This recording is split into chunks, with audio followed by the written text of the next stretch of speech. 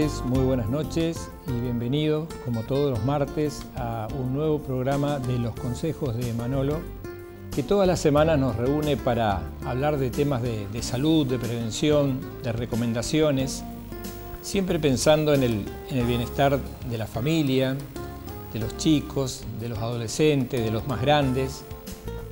Y con estas pequeñas recomendaciones, sugerencias, ¿no es cierto?, que tratan de acercarnos a los problemas que se presentan a diario en la vida de una persona, ¿no?, en la vida de la familia, como siempre hablamos. Sobre todo de esta gente que siempre nos acompaña a lo largo de toda la provincia y ya desde hace 14 años haciendo el aguante, ¿no?, y haciendo que este programa pueda ser posible. Buscando temas que sean de interés general, que nos afectan todos los días, temas que son de nuestra rutina, nuestro quehacer diario, ¿no?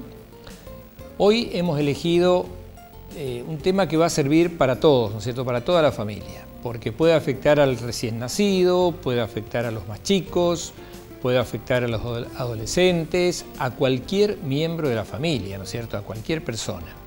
Se calcula que más o menos un 20 o 30% de las personas padecen de este problema que vamos a hablar hoy. Y concretamente de lo que vamos a hablar es de lo que se conoce como constipación o también llamado estreñimiento, ¿no? Es algo muy común, es algo que pasa a diario, que lo padecen muchísimas personas, que está metido, está inserto en el ámbito familiar y que realmente aquellas personas a quienes les toca de cerca este problema, es un verdadero problema, ¿no? Entonces, recordemos también que hay gente que le llama constipación a veces al estar resfriado, ¿no? A veces llegan a la consulta y dicen, mi hijo está constipado. Uno tiene que entender y diferenciar entre lo que es la constipación del resfrío y la constipación, ¿no es cierto?, que es este tema que hoy nos vamos a meter y que ustedes van a decir, van a hablar una hora de esto, y yo creo que sí, y es probable que no nos alcance, ¿no es cierto?, como siempre, sobre todo sabiendo de que ustedes se van a interesar en el tema, sabiendo de que vamos a contar con algunas dudas que ustedes tengan y ojalá podamos allanar el camino y tratar de acomodar un poco las cosas para poder sobrellevar este problema, ¿no? Entonces vamos a empezar, como hacemos siempre, definiendo cuál es el problema, qué es la constipación o qué es el estreñimiento. Como bien ven, el estreñimiento podemos definirlo como una alteración producida por el endurecimiento y por la sequedad de la materia fecal. O sea, la materia fecal se pone dura y se seca, ¿no?, con la consecuente dificultad para eliminarla en la forma habitual. Este va a ser el tema de hoy. Obviamente haciendo hincapié en los niños, en los más chiquitos, pero también sabiendo que es algo que puede afectar a cualquier integrante del grupo familiar. Y seguramente muchos ya están pensando que ese es su problema. Y bueno, vamos a tratar de darle algunas recomendaciones para ver si podemos ayudar un poquito. Recuerden, como siempre, que pueden comunicarse vía WhatsApp. También pueden mandar mensajes de audio al 3765 18 3000. Es muy sencillo, vamos a ir registrando los mensajes y bueno, al final del programa vamos a tratar de ir contestándolos. Entonces, ese es el problema, ¿no es cierto? El problema que tienen las personas para normalmente decir, como lo decimos habitualmente, el problema es para ir de cuerpo, problemas para eliminar la materia fecal. Y uno dice, y no es tan grave y es problemático. Cuando veamos todos los problemas que van a surgir con las personas, con los chicos, con los bebés, con los recién nacidos que pueden tener este problema, nos vamos a dar cuenta de que es un problema serio. Y si 3 o 4 personas de cada 10 lo padecen, lo presentan, es un problema que se presenta a diario y que altera la vida familiar, altera la vida social, altera la vida escolar, altera en el estudio, altera las relaciones sociales. Entonces, ya tenemos definido y vamos a ver algunas consideraciones sobre la constipación o el estreñimiento. Sabemos que es más frecuente en la edad infantil, ¿no? Eso está muy claro, y que afecta a 15 a 20% de los niños en edad escolar. Fíjense el problema que significa esto. 15 o 20 de cada 100 chicos que van a la escuela tienen problemas para ir de cuerpo.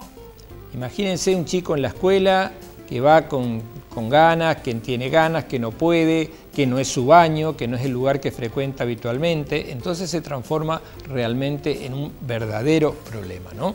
Se puede considerar a un niño estreñido o a cualquier persona cuando la posibilidad de evacuar la materia fecal es menor a 3 veces por semana. O sea, ¿cómo yo puedo saber si soy una persona constipada, que tengo problemas para ir de cuerpo, aparte de todo lo que puedo sentir?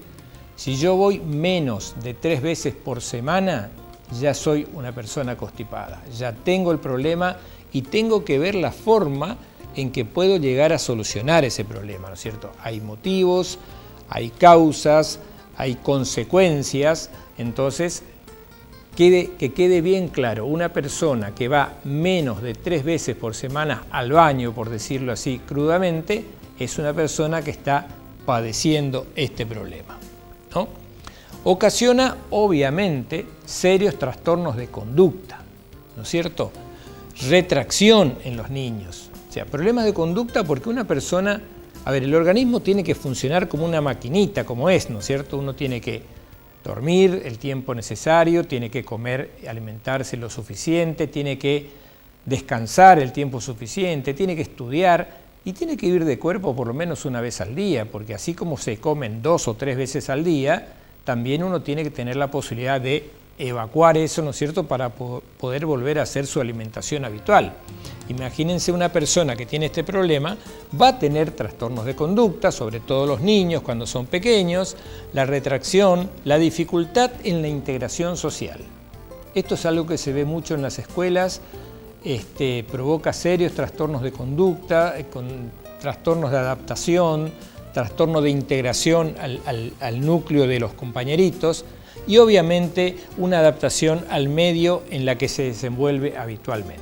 O sea, ya partimos de la base de que un chico que es constipado, que no va de cuerpo regularmente, es un chico que no se va a integrar, que va a tener problemas en la casa, que va a tener problemas en la escuela, que va a tener problemas en las reuniones sociales en las que participe, en las actividades deportivas.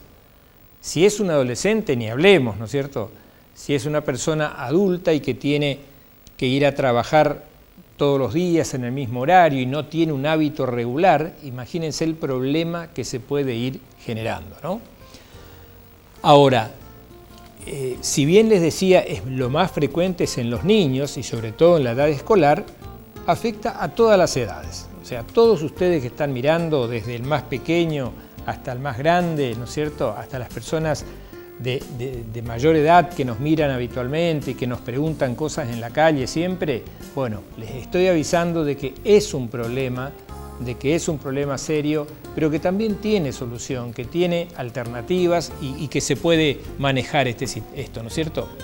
Es un motivo de consulta muy frecuente y es causa de distintas alternativas de tratamiento. Se pueden usar fármacos, también se pueden usar muchísimos tratamientos caseros. No son la solución ni los fármacos ni los medicamentos caseros. Los fármacos porque pueden provocar cierto acostumbramiento, ¿no es cierto? A ver, concretamente cuando uno habla de fármacos en constipación, está hablando de laxantes, de reguladores del tránsito intestinal, de probióticos. Hoy están muy de moda los probióticos, sabemos que ayudan. También están los remedios caseros, ¿no es cierto? Lo que usa la mamá o que usa la abuela y que trata de que con eso ayudar a que el chico vaya mejor de cuerpo. Pero el problema de esto es que si uno no genera una norma, una conducta, una forma de proceder, se va generando una dependencia. Entonces después no puedo ir de cuerpo si no tomo el laxante. o si no tomo, ¿no es cierto?, el preparado que hizo la abuela o que se consume habitualmente en la casa. Entonces, los dos extremos son malos.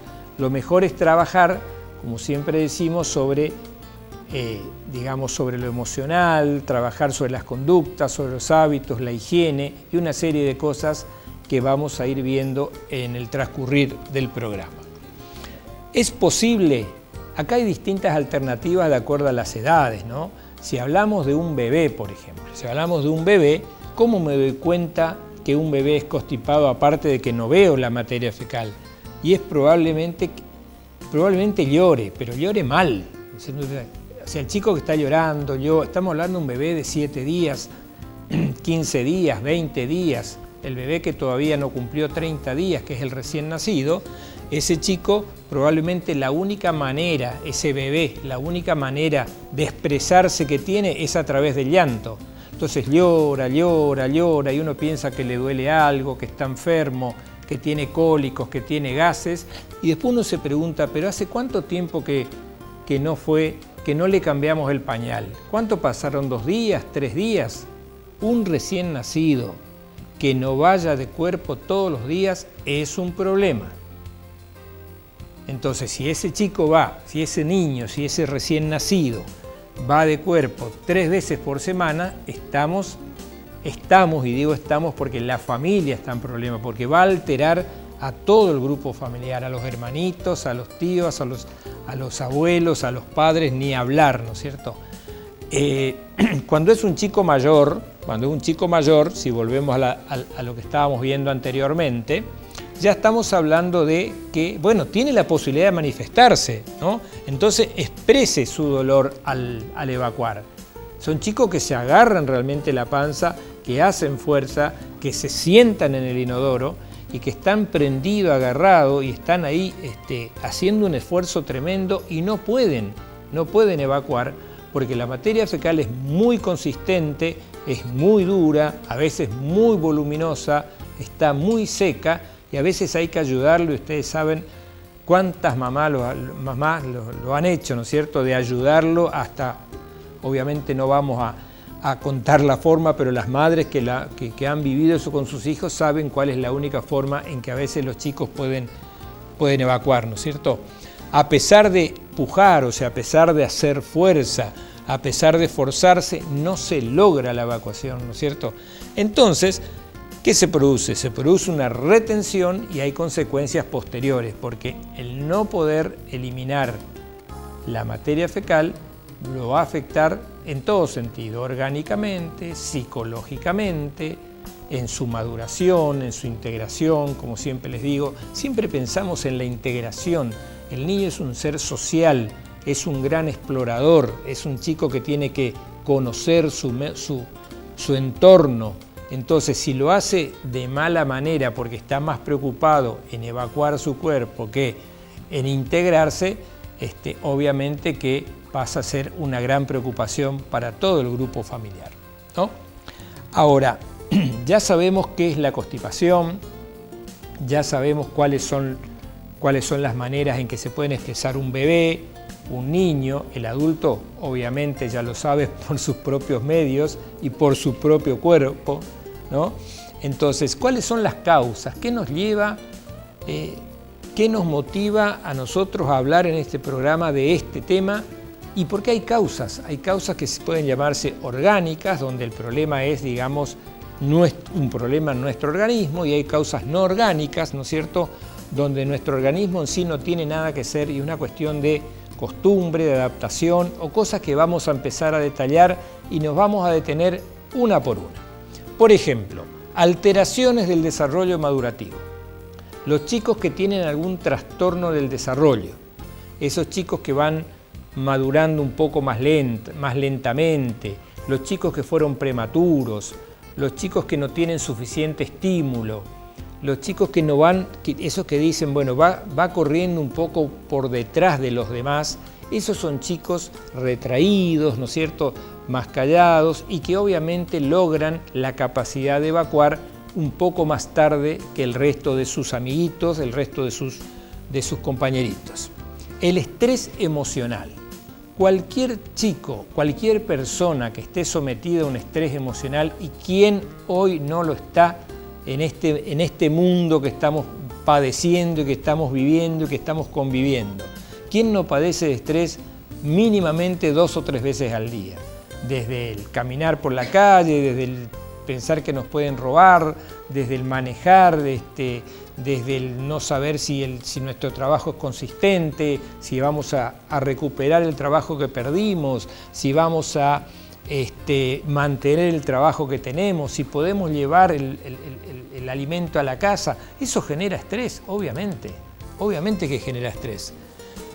Las fobias al baño escolar, y esto lo voy a nombrar porque es algo que, esto tiene un doble matiz, ¿no es cierto? Por un lado hay chicos que dicen, no, yo al baño de la escuela no puedo ir, no estoy acostumbrado a ir porque no es el baño de mi casa, porque no reúne las condiciones de higiene que corresponden, pero también, ojo, que a veces eso le inculcamos nosotros, ¿no es cierto? No vayas al baño de la escuela, no vayas, si tenés ganas, aguantá media hora, 15 minutos, porque el baño es peligroso en todo sentido, ¿no es cierto? Desde lo higiénico, desde que puede estar solo el chico con otra persona, de que puede ser sometido al bullying por sus compañeritos. Entonces, uno tiene que pensar que está bien enseñarle cuáles son los problemas que puede tener un baño en la escuela, pero también enseñarle, no inculcarle eso de que definitivamente el baño no, porque a veces lo necesita, ¿no es cierto?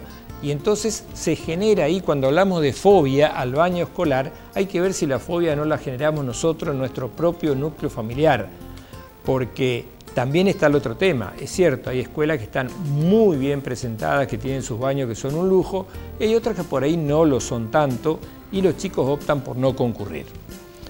Hablamos del rechazo a los baños escolares. El aprendizaje forzoso o forzado del control de esfínteres.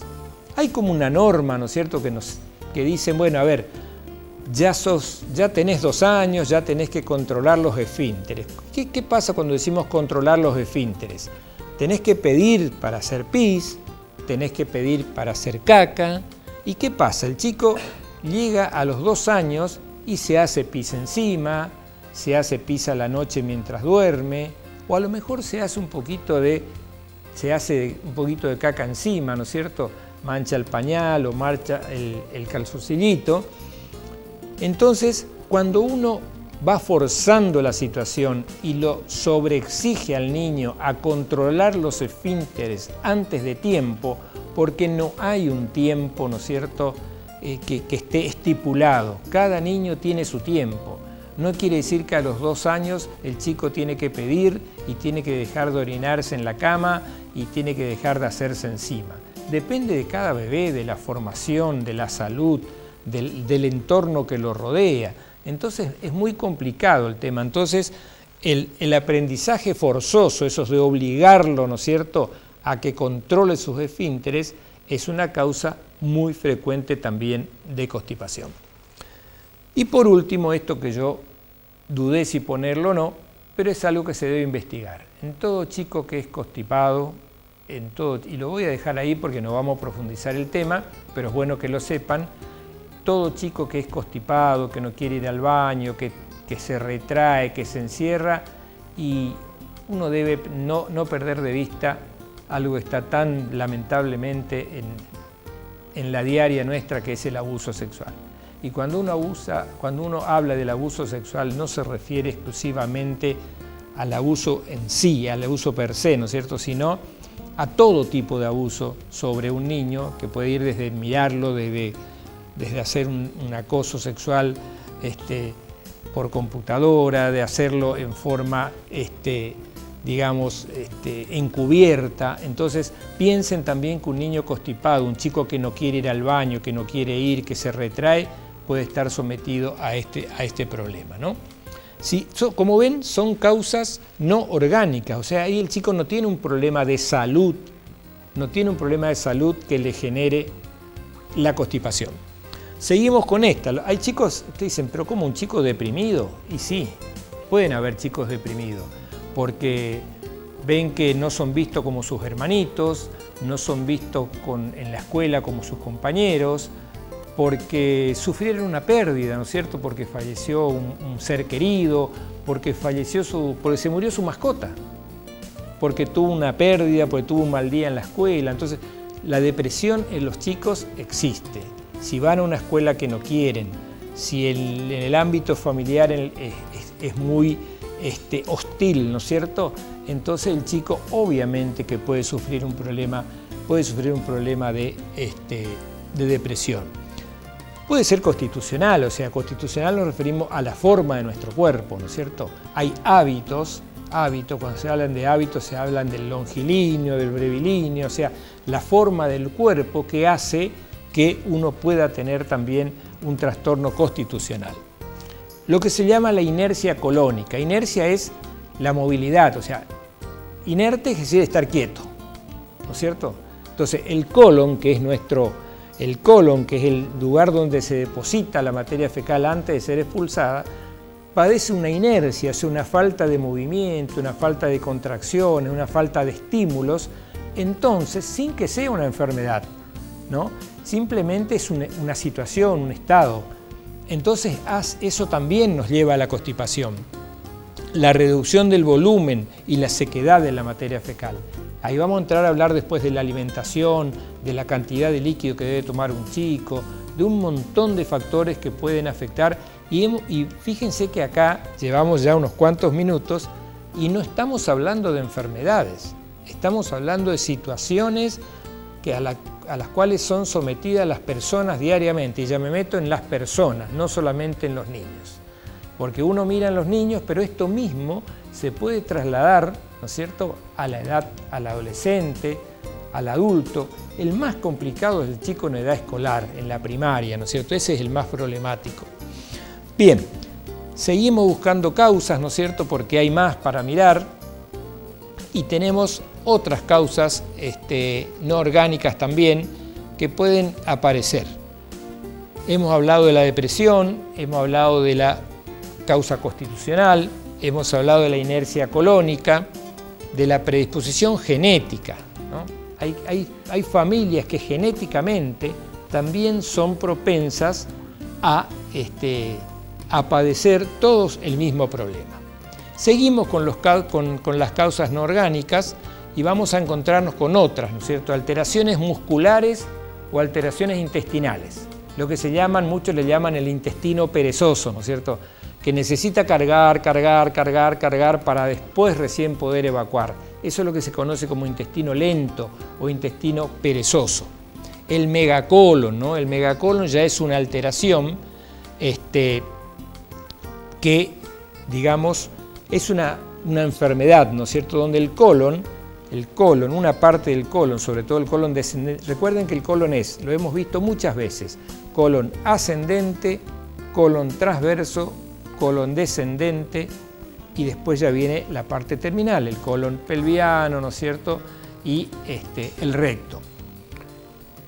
Si uno hace un repaso rápido de cómo es la digestión, así pasando muy por arriba, la comida entra por la boca, pasa por el esófago, de ahí va al estómago.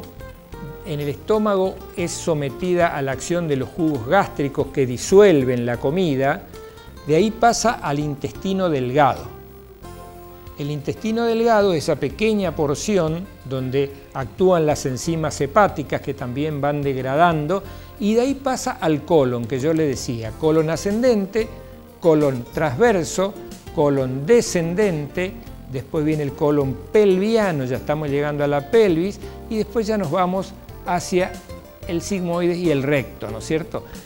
El recto es la parte terminal del intestino y es donde se acumula la materia fecal que va a ser evacuada. Hasta que esa porción del intestino, que es el recto, no se llena y no se empieza a contraer, no aparecen las ganas de defecar, ¿no es cierto? Entonces, el recto tiene que estar lleno de materia fecal, ahí empieza a contraerse, como si, bueno, no tengo más lugar, hay que evacuar, y ahí es donde uno tiene ganas de ir al baño, digamos. Y hay un secreto que ya les digo, seguramente aparecerá después. Cuando una persona tiene ganas de ir al baño, es ahí y ahora.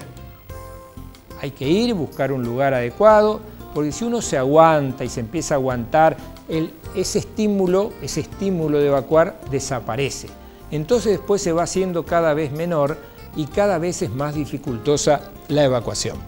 Obviamente que acá ya estamos hablando de enfermedades, de problemas que tenemos. Las miopatías, ¿no es cierto?, las enfermedades de los músculos. Ustedes saben que todo el intestino está también integrado, conformado por músculos, por fibras musculares. Si esos músculos están enfermos, no tienen fuerza, son los que hacen contraer el intestino, entonces el intestino no tiene fuerza para empujar la materia fecal y hacer que se elimine. Ni hablemos de las enfermedades neurológicas. Las enfermedades neurológicas son tremendas, ¿no es cierto? Estamos hablando obviamente de enfermedades neurológicas severas, donde hay discapacidad, donde por ejemplo una persona está paralizada desde la mitad del cuerpo para abajo, desde la nuca para abajo, o sea, obviamente no solo no controla sus esfínteres, sino que no tiene fuerza para evacuar. Entonces, lamentablemente estos chicos, estas personas, estos adultos, son las personas que viven con pañales, probablemente estén postrados en una cama o en una silla de ruedas y obviamente no vamos a pretender de que tengan la capacidad de poder evacuar. Bien, alteraciones de la médula, ¿no es cierto? Problemas, enfermedades desde traumatismos, contusiones, secciones medulares, hasta enfermedades que producen lesiones de la médula, como son, por ejemplo, la esclerosis lateral, la esclerosis múltiple. Son enfermedades invalidantes, donde a veces las personas pueden mover la mano, donde a veces pueden hablar o emitir pequeñas palabras, donde a veces no pueden emitir ninguna palabra y no pueden ni siquiera tragar la saliva. Imagínense que obviamente menos posibilidades tendrá de tener una evacuación normal. Y por último también una enfermedad que no es tan común, pero sí es muy complicada, que es la neurofibromatosis, que es una enfermedad también que produce constipación con el correr del tiempo, ¿no? Bien, ya estamos hablando de causas orgánicas, o sea, causas que tienen un sustento en un sufrimiento que está padeciendo nuestro organismo, ¿no? Bien, también debemos hablar de otras causas, ¿no es cierto?, que pueden aparecer, y entre esas están las cuestiones de tipo alimenticio. Hay una serie de, yo les voy a mostrar algunos tipos, si me permiten un segundito.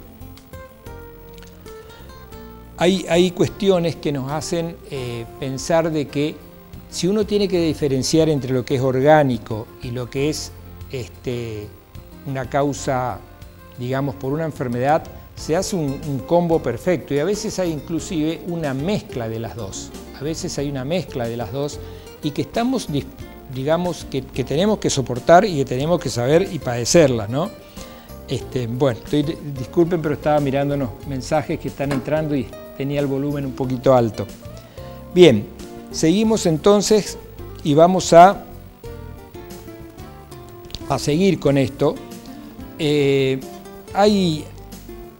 Podemos decir que entre las causas orgánicas y agregar a las que estábamos hablando, se pueden tratar, por ejemplo, algunas como, yo les quiero recalcar el tema de las medulares, pero también las alteraciones anatómicas son importantes. De las más frecuentes son las personas que han sufrido un trauma medular, que han tenido un accidente, que han tenido alguna complicación de este tipo. Pero no dejemos pasar estas otras que son muy importantes. A veces no se detectan en el momento y uno se da cuenta después con el tiempo. La primera es el ano imperforado. O sea, hay chicos, aunque ustedes no crean, que nacen con el ano imperforado. Quiere decir que no está el orificio por donde se elimina la materia fecal. Es como que hubiese una membrana que está tapando el ano, ¿no es cierto? Entonces, es muy importante el examen del recién nacido. Cuando uno recibe a un recién nacido en la sala de partos o en el quirófano porque nació en una cesárea, hay que hacer un examen completo del bebé. Aparte de ver el pulso, la temperatura, los reflejos, ver, escucharle el corazón, escucharle la respiración. Tiene que revisarle la boca y tiene que revisarle la cola, o sea, el ano. ¿Por qué? Porque si el chico nace con un ano imperforado, hay una membrana, ¿no es cierto?, que está tapando la salida del tubo digestivo, y obviamente que no va a eliminar la materia fecal, y nos damos cuenta a los 2 o 3 días. Pero este chico nació, desde que nació no fue de cuerpo, no hizo caca, lleva 2 o 3 días, vamos a examinarlo y resulta que tiene totalmente cerrada la cola, tiene una membrana, y eso requiere un tratamiento quirúrgico, ¿no es cierto?, porque hay que ir a destapar, hay que ir a sacar esa membrana. Eso a veces uno se da, para eso es que se pone una sondita cada vez que el bebé nace, para tratar de que uno en el momento ya detecte el problema. También está la estenosis anal. La estenosis quiere decir que el ano está permeable, no está totalmente obstruido, pero es más chico. Es más chiquito que lo habitual. Entonces, obviamente, vamos a tener problemas para eliminar la materia fecal. Después está lo que se conoce como ano anterior. El ano cuando está ubicado muy cerca de los genitales, digamos, es un problema porque tiene una curvatura, hay una curvatura que se genera y que va a tener que transcurrir por ahí la eliminación de la materia fecal. Entonces, el ano imperforado, la estenosis anal y el ano anterior son problemas que se pueden detectar en el momento del nacimiento. Fíjense, en el momento del nacimiento uno ya puede saber.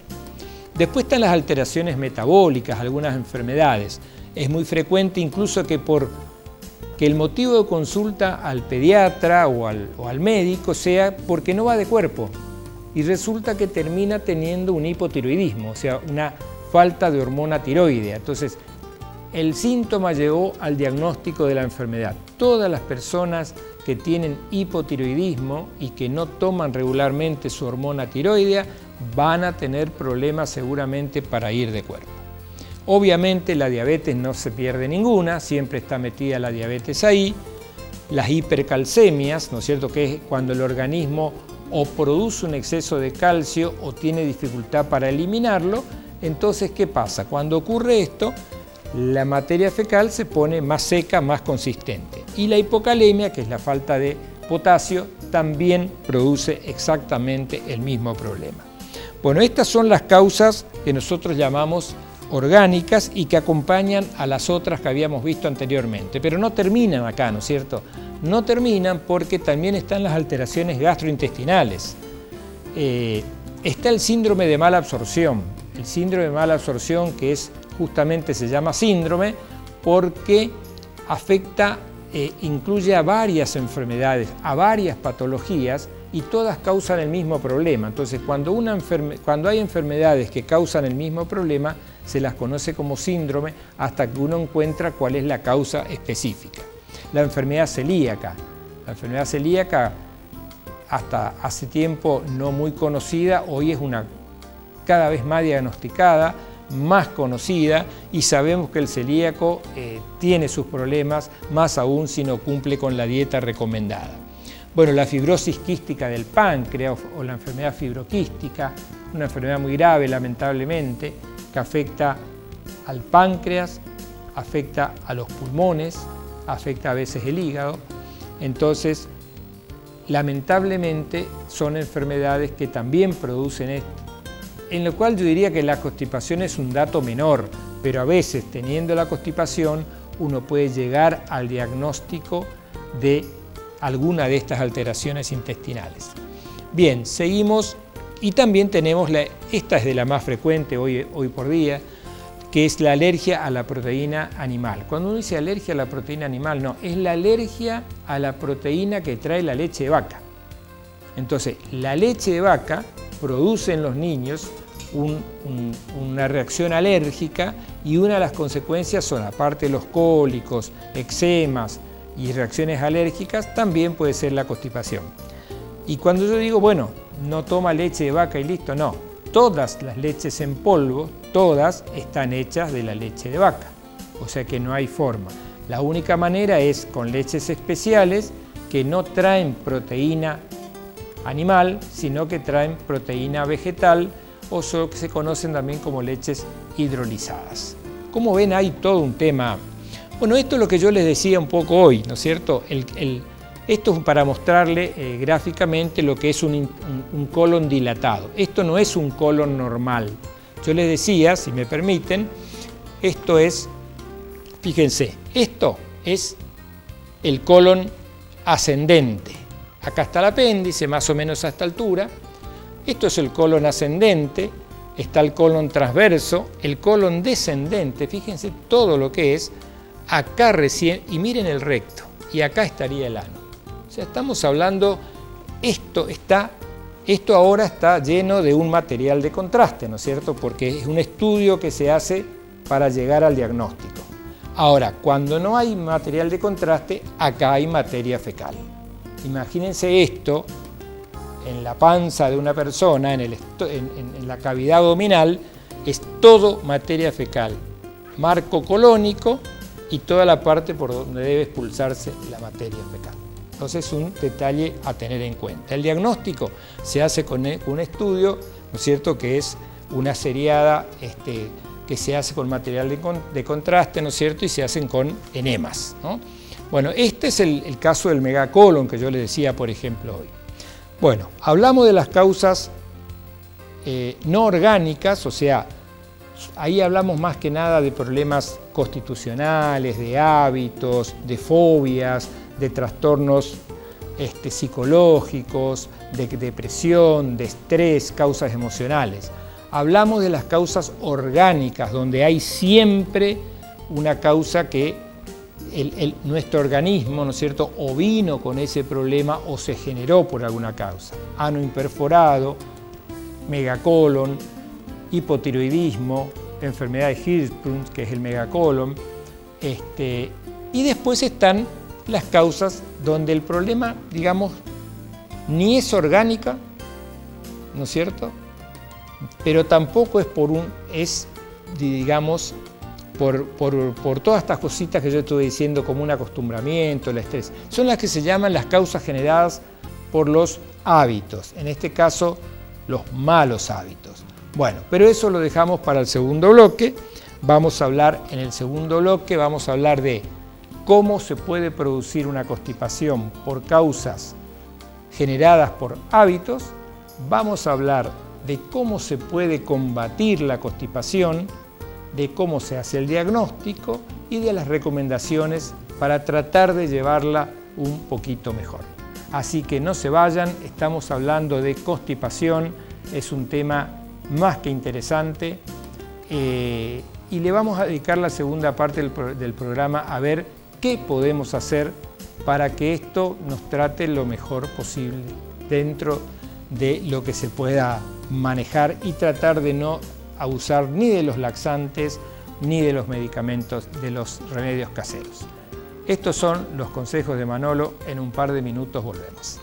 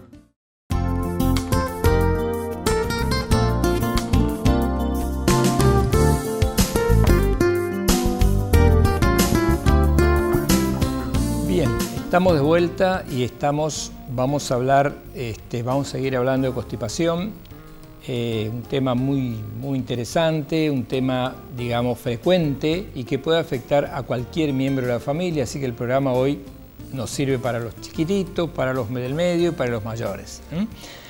Y estamos hablando de las causas de la constipación. Dijimos que había causas no orgánicas, o sea, causas emocionales, un montón que nombramos. Había causas donde lamentablemente hay un motivo, como puede ser un traumatismo, como puede ser una enfermedad, como puede ser una enfermedad del colon, del intestino. Y también están las causas generadas por lo que le llamamos los hábitos, ¿no es cierto?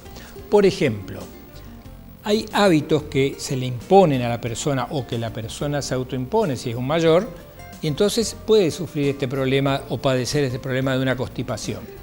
Por ejemplo, los cambios bruscos en la dieta. Una persona que está acostumbrada a comer determinado tipo de alimentos y que por recomendación médica, por recomendación de un amigo, porque el cambio de trabajo, en fin, por determinada circunstancia, genera un cambio brusco en su dieta. Esto, obviamente, lo va a llevar a tener un trastorno y va a tener que acostumbrarse a ese nuevo tipo de alimentación. Entonces, un cambio en la dieta es motivo de constipación. Por ejemplo, también el bebé que venía tomando el pecho regularmente y venía como un relojito, ¿no es cierto? Porque tomaba el pecho y iba de cuerpo, tomaba el pecho y iba de cuerpo, y bueno, llega un momento que o se terminó la leche del pecho o se comienzan a incorporar por motivos laborales o por lo que sea el biberón, entonces la leche de fórmula. Esto también puede producir un hábito de constipación, ¿no es cierto? También está el chico que acá es como un va y viene, ¿no es cierto? Está el chico que sabe que al ir de cuerpo y como es constipado le provoca dolor y le provoca molestia, entonces se aguanta, ¿no es cierto?, las ganas de ir al baño. Es el famoso chico que llegó el momento, sabe que le molesta, que le va a doler, se aguanta todo lo que puede, se hace un círculo vicioso, una retroalimentación. Entonces termina teniendo dolores, termina teniendo náuseas, un dolor de panza crónico que hace que se retire de la escuela frecuentemente, que no pueda compartir el recreo con los compañeritos. Entonces también el aguantarse, como les decía, puede generar después un problema posterior. Y también el niño que no toma suficiente cantidad de agua. Hay que inculcarle al chico que debe tomar agua, como así también vamos a ver después la alimentación, por una cuestión de que el agua es fundamental para que el alimento se vaya diluyendo, para que la materia fecal no se seque y también no genere ese mal hábito de, por ejemplo, aguantarse hasta último momento. Hay más causas, ¿no es cierto?, generadas por hábitos, yo le diría por hábitos no saludables. Por ejemplo, los chicos que no comen suficiente cantidad de frutas, ¿no? Se sabe que hay determinadas frutas que son mejores, pero en realidad el hecho de comer frutas de por sí ya ayuda bastante a la digestión y también a la eliminación de materia fecal. Después hay chicos que consumen alimentos con pocas fibras. Todos sabemos que las fibras son muy sanas, hay determinado tipo de fibras que son mejores que otras. Entonces, cuando la fibra no está incorporada a la alimentación rutinaria, podemos encontrarnos con este problema. Y también está el chico que consume alimentos que secan en exceso. Ahí no vamos al otro extremo, ¿no es cierto?, a los quesos, a determinados alimentos que hacen que... Pues la alimentación influye mucho, ¿no es cierto? Tiene que ser una alimentación, no es que hay que ser un monje con la alimentación, pero hay que evitar, por ejemplo, comer todos los días queso, hay que evitar comer todos los días fibra, o sea, hay que encontrar un equilibrio, un balance adecuado, ¿no? Bien, seguimos entonces y nos encontramos con este tema, las causas que favorecen el estreñimiento, o sea, las causas que favorecen la constipación. Y acá vamos a hablar de algunos temas que son más que nada relacionados con la parte social, con la parte familiar y también con la parte laboral o en el donde se desempeña un chico, ¿no? Por ejemplo, condiciones duras en el aprendizaje de los hábitos de higiene. Cuando uno es muy exigente con su hijo en el tema de que tiene que ir al baño, tiene que hacer esto, no tiene que ir al baño de la escuela, no tiene que ir acá, tiene que hacerlo solamente en el baño de su casa y le está generando un problema. Las tensiones escolares al inicio de clases. Ahí tenemos dos problemas. Cuando comienzan las clases, todos los chicos, y sobre todo los que por primera vez van, se desmayan, se descomponen, vomitan. Hay algunos que tienen diarrea y hay otros que tienen constipación. Es por la misma, podemos decir, por un factor emocional que está influyendo, ¿no? Los cambios de colegios, como le decían, es un cambio de hábito. Un chico que está acostumbrado a ir a determinada escuela, a determinado colegio, y de golpe lo cambian porque se cambiaron de barrio, porque cambiaron de trabajo, porque cambiaron de ciudad y se tuvieron que ir a otro lado, esto también le va a generar seguramente una constipación. Bueno, acontecimientos familiares traumáticos, ¿no? El luto familiar, la pérdida de un ser querido, los cambios de casa, ¿no es cierto?, los cambios de domicilio, eso también influye. El chico está acostumbrado a su ambiente, a su baño, a su cama, a su habitación, y de golpe se encuentra con algo a lo mejor mucho más lindo, mucho mejor, pero totalmente desconocido y nuevo.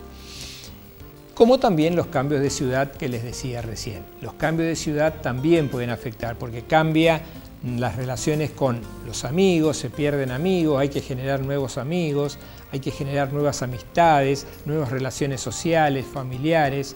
O sea, hay un cambio importante en todo esto. Por eso, esas son causas que favorecen el estreñimiento.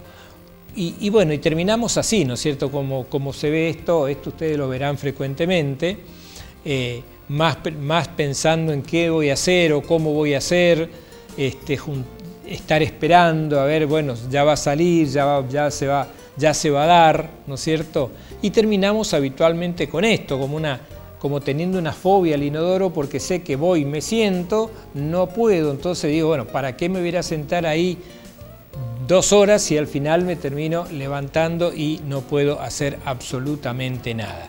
Esto es lo que le pasa a un chico, imagínense esto trasladado al adolescente, trasladado al adulto, porque es un problema que si uno no lo corrige, y si es corregible, se lo puede acomodar perfectamente. Son imágenes que les quería mostrar para ver, y sobre todo para no llegar a eso, ver qué cosas se pueden hacer para mejorar. Bueno, ¿qué podemos hacer para mejorar lo que se puede mejorar? Obviamente, si hay una enfermedad orgánica, tenemos que tratarla. Si es un ano que no está en el lugar correcto, si fue un ano imperforado, si es un megacolon, si es un hipotiroidismo, habrá que tratar la causa. Pero también hay cosas que podemos hacer para mejorar. Por ejemplo, fomentar la actividad física, ¿no? La actividad física hace bien para todo, ¿no es cierto? Entonces, obviamente también influye en la constipación. Fomentar el abundante consumo de agua, o por lo menos el necesario, el suficiente. Evitar la automedicación y el uso y abuso de los laxantes, porque los laxantes llega un momento que es como la gotita nasal, ¿no es cierto? Si yo no me pongo la gota nasal, no puedo dormir, porque no se me destapa la nariz. Y si miro mi mesita de luz y no tengo la gota nasal, no duermo, no porque tenga la nariz tapada, sino porque no tengo la gotita nasal por si se me llega a tapar la nariz. Bueno, acá pasa más o menos lo mismo. Si no tomo el laxante, seguramente no voy a ir de cuerpo. Y bueno, como no tomé el laxante, tampoco me voy a preocupar porque no tengo el estímulo. Entonces hay que evitar el abuso de laxantes. Hay que aumentar la ingesta de alimentos con fibras, eso lo dijimos. Las frutas, aquellas que se puedan, bien lavadas, es conveniente comerlas con cáscaras. Las peras, ¿no es cierto? Por ejemplo, se pueden comer tranquilamente con los duraznos, las ciruelas, los pelones. Siempre es conveniente lavarlos bien y tratar de comerlos con la cáscara, porque en la cáscara no solamente ayuda a la digestión, sino que también es ahí donde se depositan los ingredientes más favorecedores que traen los nutrientes más importantes que traen las frutas también, ¿no es cierto? Frutas con cáscara, como les decía, las verduras, las legumbres y también los frutos secos. Los frutos secos no secan, al contrario, son muy sanos y nos ayudan también a prevenir y a manejar este tema de la constipación, ¿no? Como verán, hay cosas que se pueden mejorar. Todo esto esto no cuesta mucho dinero, esto es bastante accesible, hay que buscar el momento, la oportunidad y se puede mejorar. Y si seguimos vamos a encontrar, bueno, esto es una escena que uno no quiere ver, ¿no es cierto? Pero que lamentablemente se ve, ¿no es cierto? Como pidiendo socorro, pidiendo auxilio y ver qué se puede hacer. Imagínense esto, un chico todos los días de su vida, cómo se va a la escuela, cómo se va a jugar al fútbol, cómo se va a jugar al básquet, no pudo hacer lo que tenía que hacer a la mañana temprano y está todo el día con ese tema dando vuelta, pensando que le pueden dar ganas en cualquier momento, ¿no? Son cositas que, bueno, seguimos tratando de mejorar. Este aumento, ¿no es cierto?, debe ser gradual para no provocar gases, ni dolor, ni distensión abdominal. Este cambio en la alimentación, el cambio en la ingesta de líquido, el cambio de determinado hábito, debe ser lento para no pasarse al otro extremo tampoco, ¿no? En niños mayores de 1 año, las frutas y verduras deben consumirse por lo menos 3 veces al día. Entonces, a la mañana una fruta, al mediodía una verdura, a la tarde un poquito de fruta, una papilla de frutas, el chico que agarra una naranja cuando se va para jugar al fútbol, que se lleva una manzana a la escuela, ¿no? Evitar el excesivo consumo de leche, salvo el pecho materno. Sabemos que todas las otras leches habitualmente pueden provocar un problema de alergia, un problema de intolerancia, pero también pueden provocar constipación, ¿no? Seguimos porque hay muchas medidas, como ven son cosas que más que nada recomendaciones, que es lo que yo quería insistir en el programa de hoy.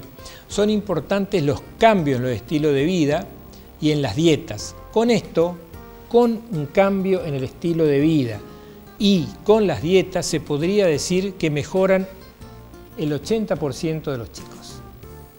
Fíjense, cambiando el estilo de vida, cambiando la alimentación, cambiando ver la posibilidad de tomar suficiente líquido y hacer una alimentación adecuada, eso hace que mejore un 80% de los casos en las posibilidades de tener una constipación. Y estamos hablando de un 20% que le va a costar un poquito más o va a tener que recurrir a otro método. Obviamente, cuando hay un problema orgánico, el tratamiento adecuado, ¿cuál es? Es la terapia de ese problema. Si yo tengo un hipotiroidismo, tengo que tener el diagnóstico, tengo que tomar mi hormona tiroidea. Si tengo un megacolon, hay medidas que puedo hacer para controlarlo. Si tengo algún trastorno orgánico, obviamente tengo que controlar primero ese trastorno. También podemos establecer un patrón regular para ir al baño. Esto es muy interesante, acá nos detenemos un ratito. Por más que uno sepa que el chico no va a ir de cuerpo, no está mal, por ejemplo, que en un momento que puede ser antes de ir a la escuela o cuando vuelve de la escuela, siempre a la misma hora, tratar de que se siente en el inodoro, que esté sentado ahí 15, 20 minutos, no obligándolo a que haga sus necesidades, ¿no? Sino sentarlo para que se vaya acostumbrando, ponerle un libro en la mano, ponerle un juguete en la mano, que se distraiga un poquito, sin forzarlo. Entonces, como que vaya generando el hábito de acercarse al inodoro y de estar sentado, y puede hacer así que con el tiempo se logre que ese chico pueda evacuar por sus propios medios sin hacer ningún tipo de esfuerzo y no llegar a estas situaciones donde se transpira y no se pasa muy bien, ¿no es cierto? Entonces, como les decía en la diapositiva anterior, lo ideal es tratar de generarle el hábito de sentarlo, de que esté sentadito y que por más que uno sepa que a los 30 minutos va a tener que volver a levantarlo, todos los días a la misma hora, sin forzarlo, simplemente conversando con él, ¿no es cierto? Y tratando de esa manera de que pueda ir acostumbrándose. El bebé que está acostado, por ejemplo, el bebé que está acostado le resulta muy difícil evacuar. El recién nacido cuando está acostado le cuesta, por ejemplo, por ahí sí explota, es una diarrea, una caca explosiva, ¿no es cierto? Es lo habitual. Pero después, ya cuando tiene unos meses, el estar acostado le dificulta la evacuación.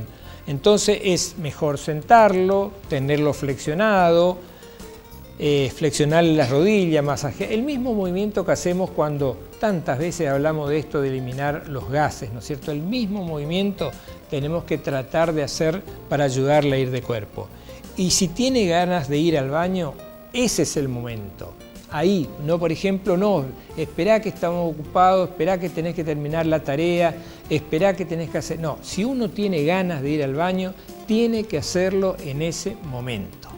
Tiene que hacerlo en ese momento, porque si no, se pierde ese estímulo, esa necesidad, ¿no es cierto?, de esa fibra que se están contrayendo, pasa ese momento, y es como también con las ganas de hacer pis, ¿no es cierto? Si uno se aguanta, pasa el momento y después le viene con más ganas, ¿no es cierto? Bueno, vamos a hablar un poco de qué alimentos recomendamos a todas aquellas personas que tienen un hábito constipado. Acá ya hablamos de las personas en general. Las frutas de todo tipo, a las que se pueden comer con cáscara, mejor.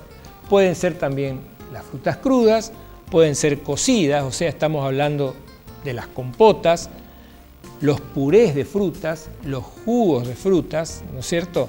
Los jugos siempre es conveniente prepararlo en el momento, o sea, no es bueno prepararlo la noche anterior, por ejemplo, un jugo de naranja y dejarlo en la heladera hasta el día siguiente, porque pierde la mayoría de sus capacidades, de sus propiedades nutritivas y también de todos los nutrientes que tienen para favorecer al organismo. Las compotas son excelentes, todos conocemos las compotas de ciruelas, compotas de peras, los cereales, ¿no es cierto? El arroz integral. El arroz integral ayuda, no así como el arroz común, ¿no es cierto?, que sabemos que justamente se recomienda cuando un chico está con diarrea tratar de darle arroz para frenar. Entonces imagínense, si a un chico que es constipado nosotros encima le damos rutinariamente o frecuentemente arroz, lo que vamos a generar es una constipación aún mayor. La avena es muy saludable, el pan de salvado, el germen de trigo, las legumbres, lentejas, porotos, garbanzos, todas las bebidas, el agua, los jugos de frutas, los licuados y también el aceite. El aceite, sobre todo el de oliva, es bueno ponerlo en la alimentación.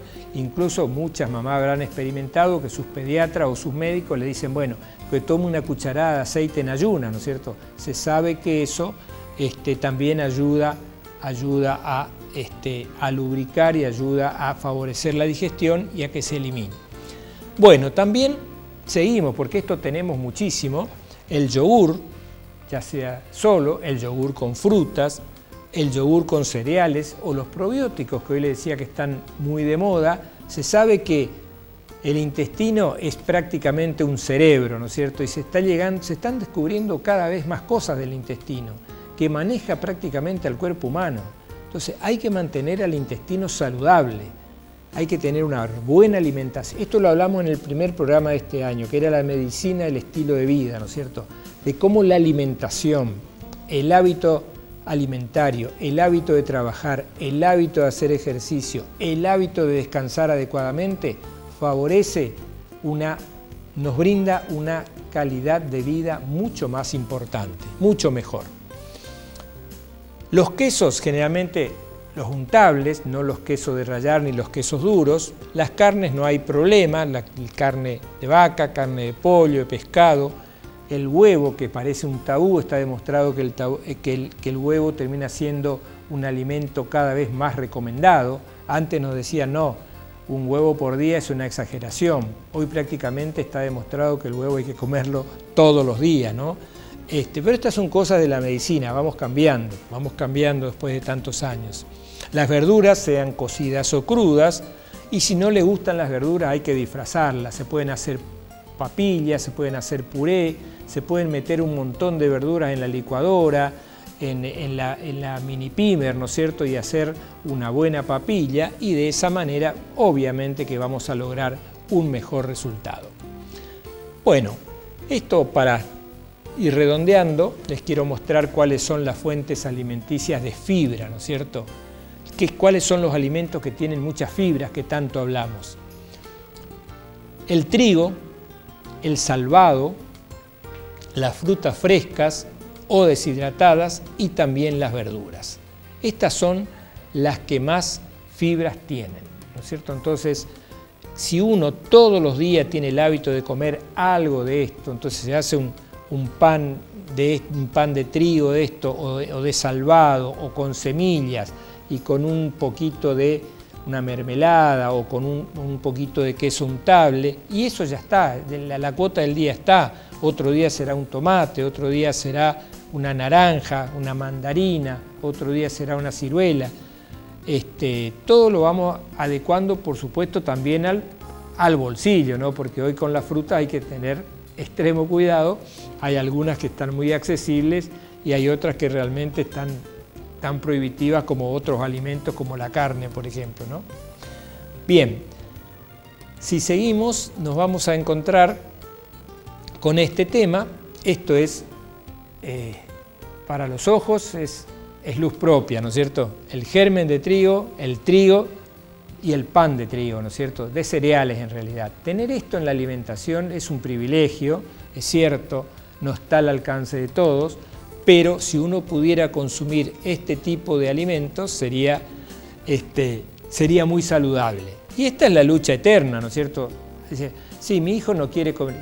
Yo quiero preguntarles, y me incluyo, ¿no es cierto?, ¿qué chico quiere comer verduras? ¿O quién quiso comer verduras? ¿O a quién no le obligaron a comer verduras, ¿no es cierto? Porque sentarse y que te sirvan un plato así todo verde, ¿no es cierto?, brócoli, palta, un sándwich vegetariano, y no es que le enloquece a los chicos, ¿no es cierto?, a no ser que el hábito esté instalado en la familia, pero si no, es medio difícil, ¿no? Pero bueno, está dentro de lo que son los alimentos saludables. Pero bueno, vamos cerrando, vamos a ir a las conclusiones, y las conclusiones son básicas. Hacer un diagnóstico adecuado es elemental. ¿Es orgánico? ¿Es funcional? ¿Es un problema médico? ¿Es un problema de un hábito mal adquirido? Entonces, hay que hacer un diagnóstico adecuado.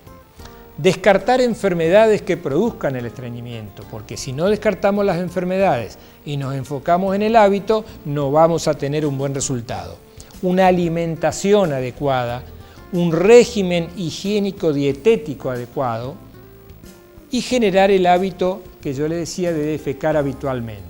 Tratar de todos los días sentarlo, aunque varios días va a ser en vano, pero generarle el hábito, porque si le decimos, apurate que tenés que ir a la escuela, salí ya del baño que tenés que ir a la gimnasia, que llegás tarde a fútbol, que no terminaste la tarea, y bueno, obviamente el resultado no va a ser el ideal.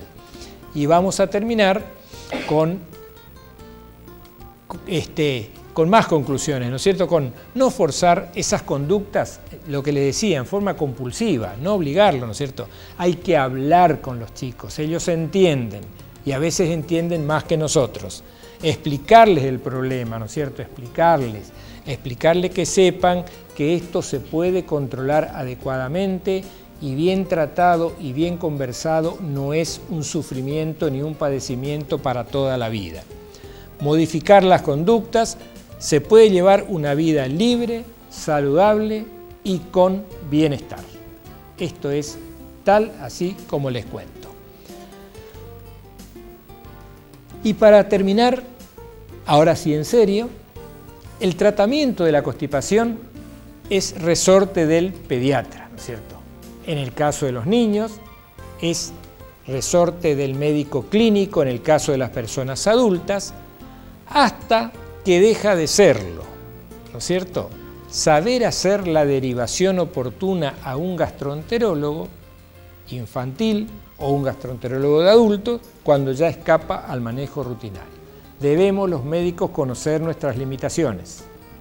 Los pediatras derivar al gastroenterólogo infantil que hay, los adultos, los médicos de adultos derivar al gastroenterólogo de adultos, ¿no es cierto?, que lo va a estudiar, va a ver, y bueno, si se descarta una causa orgánica, perfecto, entonces podemos meternos en los hábitos, en la alimentación, en una vida saludable. Pero si tenemos un problema de salud, primero tenemos que solucionarlo. Bueno, de esa manera vamos a llegar al mejor final feliz que queremos, que es lo que se viene, y que es que evidentemente no tiene problema de constipación. Probablemente se esté riendo de todo lo que hablamos, porque quizás tenga la suerte de ir normalmente todos los días como corresponde y como tiene que ser. Bueno, esto es un poco lo que yo les quería contar sobre la constipación. Prácticamente se nos fue el tiempo, tenemos que entregar el programa, así que si nos quedan algunas inquietudes, algunas preguntas, le voy a pedir a la producción de que tratemos de sacarlas rápido porque estamos con el tiempo ya, con el tiempo contado. Así que, bueno, buenas noches, bendiciones doctor, tengo un problema de salud, bueno, tengo una pulmonía, ¿qué puedo hacer para curarme? Desde ya muchas gracias, soy Daniel. Daniel, si tenés una pulmonía, o sea, una neumonía, y espero que estés con tratamiento, espero que el diagnóstico me lo estés dando porque te lo dio un médico, ¿no es cierto? Porque hay neumonías o pulmonías que son de tratamiento ambulatorio, o sea, tomando una medicación oral, hay otras que hay que internarse, o sea que la consulta acá es indispensable. Bien, bueno, quiero mandar saludos para la familia López, familia Luz, mi esposa Mari, Nelly Grondona. Bueno, gracias, como es gente que mira el programa siempre. Soy Pedro Daniel López. Bueno, Pedro, muchas gracias por estar ahí como siempre. Buenas noches, Doc. Lo estamos mirando desde Itambé Miní. No falla Itambé Miní. Itambé Miní, está bien claro, ¿no es cierto? Hay que saber diferenciar. Bien, buenas noches. Estoy viendo el programa.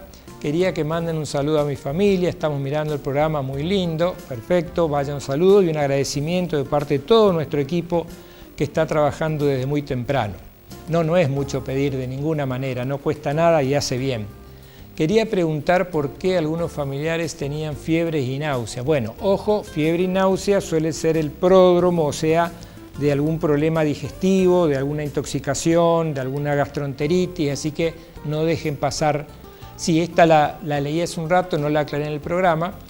La hipercalcemia, que hablamos de hipercalcemia, yo había dicho que funciona por un lado, pues el exceso de calcio provoca una mayor sequedad de la materia fecal. Pero también es cierto que actúa sobre produciendo una falta de movilidad de los músculos del intestino, sobre todo el colon y el recto. Muchas gracias. Sí, gracias a usted por el aporte realmente, porque sí, se me pasó decirles que aparte de la sequedad en las heces, altera la musculatura y eso hace que no se refleje el impulso defecatorio.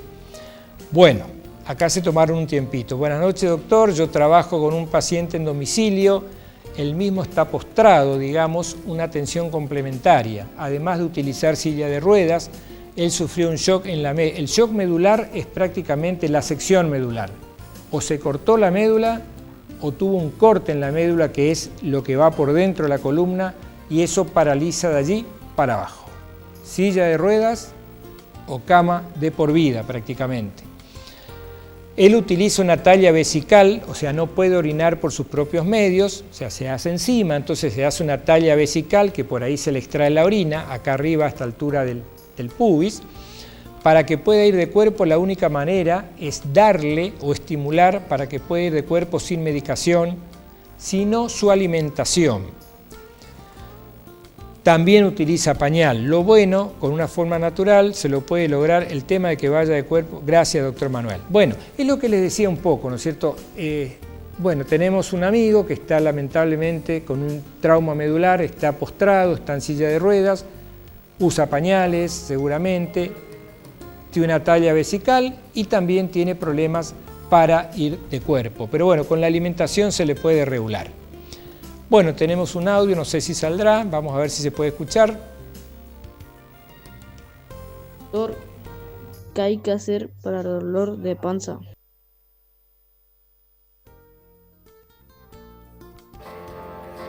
Pueden ser muchas causas, esta que estamos hablando, puede ser una parasitosis, pueden ser cólicos, puede ser un problema intestinal. Yo le diría que lo ideal sería primero a su médico de cabecera y luego seguramente lo va a derivar a un gastroenterólogo. Buenas, de vuelta, Doc. Yo particularmente, si si consumo queso u otros alimentos que se secan, para mí es un estimulante para ir de cuerpo, a su vez no sufro de estreñimiento. Muy bueno el programa, como siempre. Bueno, en medicina no todo es matemático, ¿no es cierto? Hay gente, así como al 90% de la gente el queso lo estriñe, lo seca, a esta persona le ayuda. Y si le ayuda, enhorabuena, y está bien, y que lo siga consumiendo, ¿no es cierto? Bueno, creo que estamos. Les quiero agradecer, como todos los martes, por el acompañamiento. Hoy hablamos de constipación, hablamos de todo lo que les pude contar, ¿no es cierto? Un poco por lo que leí, un poco por lo que estudié, un poco por lo que fue mi vivencia como médico, y hoy se los quería transmitir así, en una forma que se entienda, ¿no es cierto? Porque muchas personas deben estar padeciendo el problema y no siempre es una enfermedad, muchas veces es un mal hábito, una mala manera de alimentarse. Recuerden el estilo de vida. El estilo de vida es la alimentación, el reposo, el sueño necesario, el ejercicio, manejar el estrés, ¿no es cierto? En definitiva, tratar de pasarla un poco mejor. Hacer un balance a la noche de cómo fue nuestro día, ver si nos fuimos un poco de revolución y tratar de bajárselas. Bueno, con esto terminamos. Les agradezco infinitamente por estar como todos los martes. Seguramente nos vamos a ver la semana que viene. Volvemos a nuestros horarios habituales. Vamos a ver el tema, lo vamos a definir en la semana. Seguramente va a ser un tema de interés para todos ustedes. Así que agradecidos en mi nombre, en nombre de todo el equipo que está aquí trabajando, que son muchos, y solamente desearles una buena semana. Ya está pasando el frío, puede ser que para el fin de tengamos un panorama mejor y la semana que viene ya un clima mucho más cálido y se termine también esta cantidad de gripe que está habiendo por todos lados. Así que gracias por estar como siempre, Dios mediante. Nos vemos el martes que viene y que tengan una muy buena semana.